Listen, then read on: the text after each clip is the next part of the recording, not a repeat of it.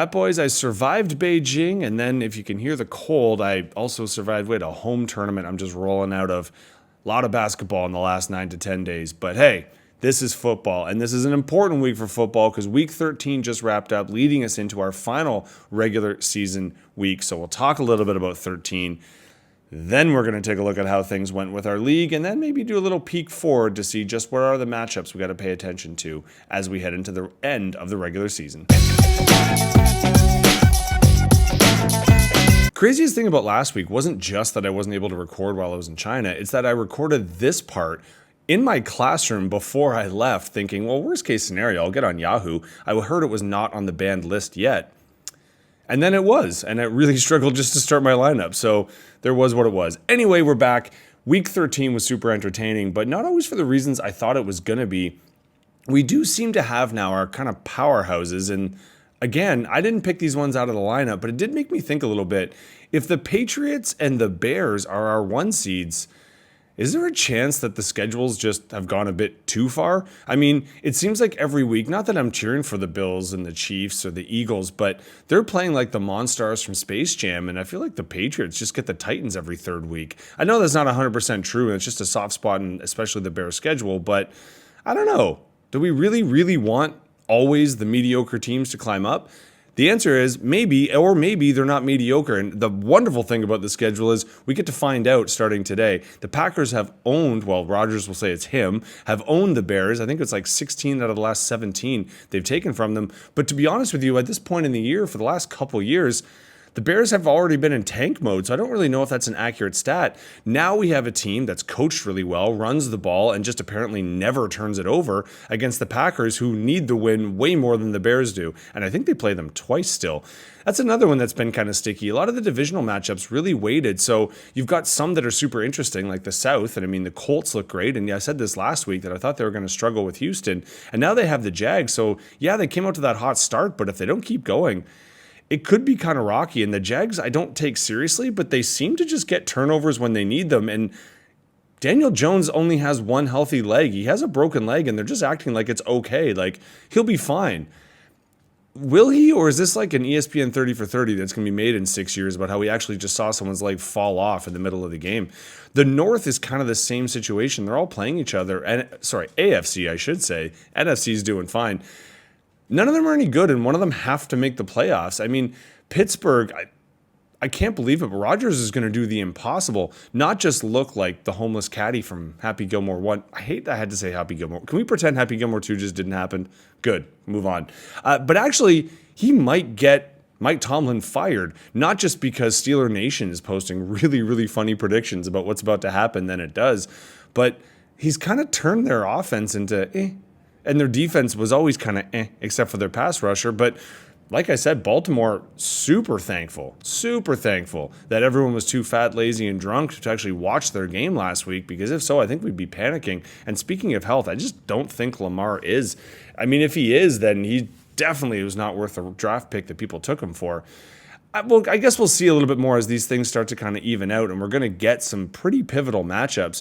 We get to see who's what and if the tush can be repushed. But regardless, I think football is important to us. But let's be honest, the fact that this is going into week 14, we might care about fantasy just a little bit more, just a little bit more. So let's get on to results, and so we can start looking ahead to what these playoffs are going to start to look like. Hard to believe that nobody hit their predicted. So Chaz was actually our number 1 scorer by just getting close to his predicted. And what's even crazier, if you look down Chaz's roster, sure, it was all running back based. He had 3 people, though, that really rang that bell. Bijan was running back 1. HM was 4. He had Brock Bowers as tight end 5. We keep going down. His defense was defense 5. You would think that would have been enough to go well over predicted, but with the wide receivers and quarterback play, just didn't work out that way. Flip the coin, and we actually have a similar situation where the 2 of the highest scorers that were in a defense this week, A.J. Brown and Mahomes, they were both wide receiver and quarterback 1 respectively, but with Zay Flowers getting the El Negativo and Justin Jefferson essentially not having he can't throw the ball to himself, unfortunately, and a scoreless kicker, B didn't even get up to par on this one. This was very winnable, but we're going to see with the playoff structure, there's not a whole lot of wiggle room. This is going to be a big win for Chaz. The loss for Brendan didn't really do a whole lot. What ended up also being fairly pivotal, not only just for Ben, because he's trying to fight ahead to see if he has a chance to get a bye, but Justin's just scraping in here, and he really could have used a week where he would have squeaked out a win, as we're going to see in a minute. Another example, though, Justin had the kicker 5, and then, RJ Harvey with a good performance, but everybody else just, meh. A couple of solid performances here when you're in with Adams and Cook, but then Amon-Ra gets hurt on Thanksgiving. Certainly not anything to be thankful for. On the flip side of this coin, well, we got our defense 1, don't we? We also had tight end 4, but we had the defense 1, didn't we? Now let's go down, though, to the bench. We're going to see that actually there could have been a little bit more. Buffalo was actually the defense 3, but look at that difference. Yowza. Ben obviously made the right move, earning the 3rd spot. Justin, you're still hanging in there, but I wouldn't mess around this week. Two guys on opposite sides of the 10-3, 3-10 coin. Not a great loss for Rothwell, although he was kind of out of the playoff hunt anyway. Big win for John. He's trying to cement that number 1 and guaranteed a little bit of money in the pockets. On his side, it was more consistency, as you can see here with Mark having a couple of high flyers, but then that's about it. Jacksonville was the defense 2, and that's pretty exceptional. In other weeks, that would have been probably the defense 1, but as we know, not this week. On the flip side of that coin, we had the tight end 2, wide receiver 2 in Rice. And if we go on to the bench, we are going to see Swift, who was the RB3 on the bench. So unfortunately, that didn't work out. But you didn't need it, didn't get to predict it, didn't have to be anywhere close. A win. We're going to see in a minute, was that enough to cement it, or is there still a chance you fall down out of the top spot? We're also going to see in a minute that I needed this win, even though I didn't get to my predicteds, to cement a spot in the playoffs. I had Dax, who's been kind of one of my leading horses. He was the QB5. And I was lucky to have it because aside from Miami as the defense I picked up with defense 4, didn't really have a whole lot with my horses. Now, in terms of bench, because I pointed out for other people, I should point it out for me. I did leave the running back 2 on the pine, so didn't really work out. Horst also left some points behind. Definitely cashed in with the best kicker. No one had Cincinnati's kicker, so even though this was the kicker 2, it was kicker 1 for us. And then Nico did well. Unfortunately, buddy, that was about it. We're going to see in the standings, not as pivotal for you as it was for me, so thanks, man.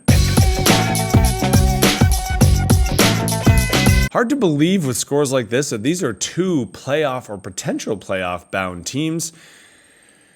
A win's a win. I've said it a few times. Will, this actually is a big one for you. We'll see why in a second. Jake, you really could have squeaked this one out. And if we scroll down, nobody in the top 5 unless, sorry, Jake, I got to do it. Keep going down. Yep, that was the wide receiver 4 you left on the bench there. So, could that have made a difference? You sure, right? It could have, especially if it would have been in your flex. But ifs and buts, candy nuts, you get it. You would have thought a lot more coming into this matchup, but is what it is. Now, what that does to our league and next week, finally, I think we can take a look. As I said, pretty important week. Really pumped to have that star because I'm not feeling good going into this week. Now, Ben and I are starred, but we are not guaranteed our spots. No one actually is. Even our top 2, you are both guaranteed a bye into the semifinals. But who gets that top dog spot still up for grabs? In terms of the playoff hunt, bottom 3 are out. We've got 3 people fighting for 2 spots. That's why it would have been a really big one if Jake, you could have squeezed that one out. Now, you do have the points advantage, but not by much on one gentleman. But in terms of dropping all the way down, it is still possible, but you definitely just want to make sure you have a big week, win or lose. But obviously you want to win, especially because the fantasy gods, they did it again, didn't they? We got a matchup right here, and that is going to be a massively pivotal one. In terms of Chaz, he's on the outside looking in, and he may have caught me on a good bye week. I do have to make some roster changes, so that's not going to be the final version of things. But for this coming down to the matchups that we are looking for, we also can look at the 1 playing the 3. 2 and 8, but Will, you're looking a little low, so obviously the matchups are going to matter. Sorry for the 9-10 game. That one's not so much to everybody, but we can call that one pride. Anywho, going into week 14, you wouldn't expect anything less. If Fat Boys, not much else to say. Week 14, always exciting, always good to see the jockeying of the matchups, because as we know, even though you might be guaranteed a spot, who you play in the playoffs ends up being more important than you think. So I wish you all, even my opponent this week, I'd like to make things a little spicy. Still like to get the win, but let's see how it rolls. I wish you all best of luck in week 14.